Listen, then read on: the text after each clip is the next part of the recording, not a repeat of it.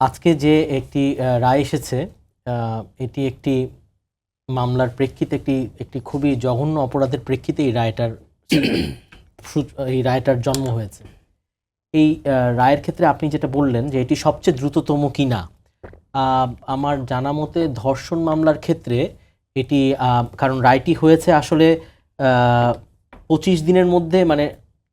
অভিযোগপত্র দাখিলের পর থেকে 25 দিনের মধ্যে রায়টা হলেও বলা যায় আসলে 13টি কার্য দিবসের মধ্যে রায়টি প্রকাশিত পেল। আচ্ছা, তো রায়টি যেহেতু প্রকাশিত হয়েছে 13 কার্য দিবসের ভিতরে, তাহলে বলা যেতেই পারে, এবং 19 জনকে সাক্ষ্য গ্রহণ করা হয়েছে এই মামলায়, সেক্ষেত্রে বলা যেতে পারে যেটি খুবই দ্রুততার সাথে এই রায়টি মানে এই মামলাটি নিষ্পত্তি হয়েছে। জি। এবং এই ক্ষেত্রে রায় হলে আসলে এটার প্রতিক্রিয়াটা কি আসবে, এটা সামাজিক এবং এটার রাষ্ট্রীয় প্রতিক্রিয়াটা কি হবে, বা এরকম রায় হলেই কি ধর্ষণ বন্ধ হবে কিনা, এখন এগুলা নিয়ে একটা গবেষণার বিষয়। এটি একটি গবেষণার বিষয়, কারণ রায়, এরকম রায় তো আগেও হয়েছে, হয়তো দ্রুত হয়নি কিন্তু রায় তো হয়েছে, কিন্তু ধর্ষণ বন্ধ হয়েছে কিনা এবং রায় হলেই কি ধর্ষণ বন্ধ হবে কিনা, ধর্ষণ বিষয়টা তো আসলে আমাদের এটা সাথে আমাদের সামাজিক শিক্ষা, নীতি নৈতিকতা, আমাদের বিবেক বুদ্ধি বিচার সব কিছুই জড়িত। আপনি শুধু কারণ এই যেই শিশুটি, আমি নামটাও বলতে চাচ্ছি না, কারণ আসলে এই শিশুদের নামও বলা ঠিক না, তাদের মামলার রেফারেন্সও আমরা বিদেশে দেখেছি যে ওখানে ওই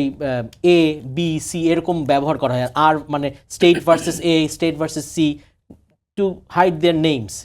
তো এই জন্য বলতে চাচ্ছি যে যেই শিশুটি মৃত্যুবরণ করেছে এই ধর্ষণের কারণে, সেই শিশুটি তো তার ঘরে ধর্ষিত হয়েছে, মামলার নথিপত্রে আমরা তাই দেখতে পেয়েছি। তো এই যে এই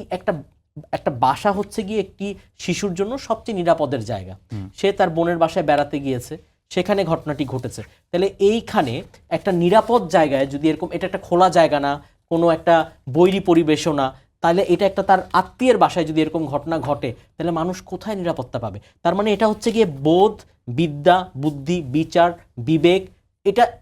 এটা সেই দিক থেকে আমাদেরকে বিবেচনায় নিতে হবে যে আমাদের শুধু আমরা মানে সামাজিক প্রতিষ্ঠানগুলো, মসজিদ এবং ধর্মীয় প্রতিষ্ঠানগুলোতে আমাদের এই ব্যাপারে মানুষকে আসলে নীতি এবং নৈতিকতার সাথে যাতে মানুষ তার বিবেক বুদ্ধিকে কাজে লাগাতে পারে, সেই জন্য মানুষকে বোঝাতে হবে, কাউন্সেলিং করতে হবে এবং মানুষকে সচেতন করতে হবে।